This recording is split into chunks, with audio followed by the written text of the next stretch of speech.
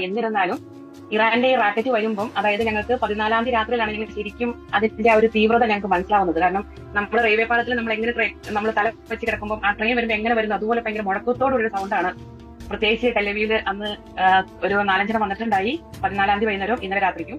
അന്നേരം നമുക്ക് ശരിക്കും ഫേസ് ആവുന്നു. ശരിക്കും നമ്മൾ എന്താ പറയുക, നന്നായിട്ട് പേടിച്ചു പോകും ഒരു സമയം. പിന്നെ ആ സ്ഫോടനം ഉണ്ടാവുമ്പോഴാണെങ്കിലും നന്നായിട്ട് നമ്മൾ പേടിക്കും. പക്ഷെ എന്നിരുന്നാലും നമ്മൾ വന്നിരിക്കുന്ന സാഹചര്യവും പിന്നെ ഇസ്രായേലിനുള്ള വിശ്വാസവും എല്ലാം കൊണ്ടും തന്നെ നമ്മൾ വീണ്ടെടുക്കും. എന്നിരുന്നാലും ഞങ്ങൾ ഇപ്പോൾ മെന്റലി എല്ലാവരോടും പ്രിപ്പയർ ആകാനും, അതായത് എല്ലാവർക്കും ചെറിയ വാട്സപ്പ് കൂട്ടായ്മകളും അങ്ങനെ എല്ലാവരും ഉണ്ട്. അപ്പൊ അതിൽ എല്ലാവരും ഇൻസ്ട്രക്ഷൻസ് കൊടുക്കുന്നുണ്ട്, അപ്ഡേറ്റ് ചെയ്യുന്നുണ്ട്. എല്ലാവരോടും ചെറിയ ബാഗ് പ്രിപ്പയർ ചെയ്യാനും, കാരണം ഇന്നലെ രാത്രിയിൽ 3 മണിക്കാണെങ്കിൽ ബസ് ചെയ്യാം എന്ന് പറഞ്ഞ സ്ഥലത്താണെങ്കിൽ തന്നെ പല 1-2 മലയാളി കുട്ടികൾ അവിടെ വർക്ക് ചെയ്യുന്നുണ്ടായിരുന്നു. അവർ ജസ്റ്റ് പാസ്പോർട്ടും ചെറിയ ബാഗും എടുത്തുകൊണ്ട് പുറത്തിറങ്ങി. അവരുടെ ഡ്രസ്സോ വെള്ളമോ സ്നാക്സോ അങ്ങനെ ഒന്നും തന്നെ ഉണ്ടായിരുന്നില്ല. ആ സമയത്ത് ആരും അങ്ങനെ എടുക്കാൻ, പ്രത്യേകിച്ച് പേടി കാരണം ആരും എടുക്കാൻ തോന്നത്തില്ല. പിന്നെ ഞങ്ങൾ അത്ര മാത്രം പ്രിപ്പയർ ആയിരുന്നില്ല.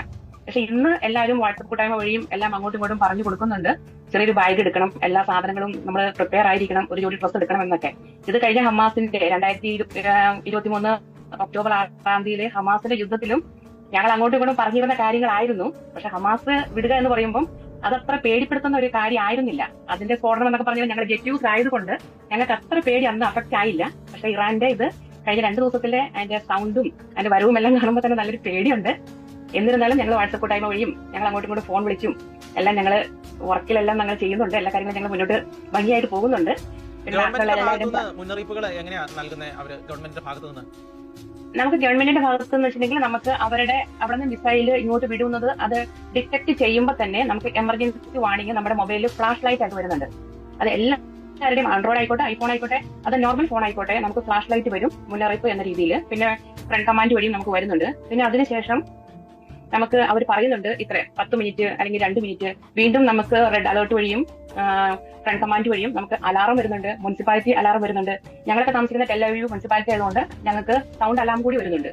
നമുക്കതുകൊണ്ട് എല്ലാ രീതിയിലും നമുക്ക് 10 മിനിറ്റ് മുമ്പ് നമുക്ക് ഇവിടെ പ്രത്യേകിച്ച് നമുക്ക് മൊബൈലിലെ അലാറം വരും, നിങ്ങൾ സേഫ്റ്റി റൂമിന്റെ അടുത്ത് പോയി നിൽക്കണം എന്ന് പറഞ്ഞുകൊണ്ട്. അത് കഴിയുമ്പോൾ കറക്റ്റ് സമയത്ത് നമ്മൾ പറയും സേഫ്റ്റി റൂമിലോട്ട് കയറിക്കോളാൻ പറയുന്നത് നമുക്ക് അലാറം വരും. ഇത് കഴിഞ്ഞതെല്ലാം സാലവിൽ ഓക്കെ ആണെങ്കിൽ 10 മിനിറ്റ് കഴിയുമ്പോൾ വീണ്ടും നമുക്ക് ഇവർ അലാറം തരുന്നുണ്ട്, നിങ്ങൾക്ക് നിങ്ങളുടെ സേഫ്റ്റി റൂമിൽ നിന്ന് പുറത്തു പോകാം, പക്ഷേ പ്രൊട്ടക്റ്റഡ് ഏരിയയിൽ ആയിരിക്കണം എന്നും പറഞ്ഞുകൊണ്ട്. മറ്റൊരു കാര്യം, ഈ സേഫ്റ്റി റൂമിലേക്ക് ഇപ്പോൾ ഈ ആക്രമണം തുടങ്ങിയതിന് ശേഷം എത്ര പ്രാവശ്യം നിങ്ങൾക്ക് സേഫ്റ്റി റൂമിൽ കഴിയേണ്ടി വന്നിട്ടുണ്ടെന്നാണ് തോന്നുന്നത്? ഞങ്ങൾക്ക് 13-ാം തീയതി ആ സംഭവം ഇറാനിൽ അവർ സ്റ്റാർട്ട് ചെയ്തത് ഇസ്രായേൽ ടൈം ഏകദേശം 12 മണിയോടെയാണ്. പക്ഷെ ഞങ്ങൾക്ക് 3 മണി 2:45 3 മണിയോടുകൂടിയാണ് ഞങ്ങളോട് ഇവിടെ പ്രൊട്ടക്ഷൻ റൂമിലോട്ട് കയറിക്കോളാൻ ഞങ്ങളോട് പറഞ്ഞിട്ടത്. പക്ഷെ അന്ന് ഞങ്ങൾക്ക് പ്രത്യേകിച്ച് ഒന്നും സംഭവിച്ചില്ല. ദൈവാനുഗ്രഹത്താൽ ഡ്രോണുകളാണ് വന്നത്, ഒരു 100ഓളം ഡ്രോണുകൾ വിട്ടു. പക്ഷെ അതൊന്നും ഇസ്രായേൽ ടെറിട്ടറിയിലോട്ട് വന്നിട്ട് പോലും ഇല്ല.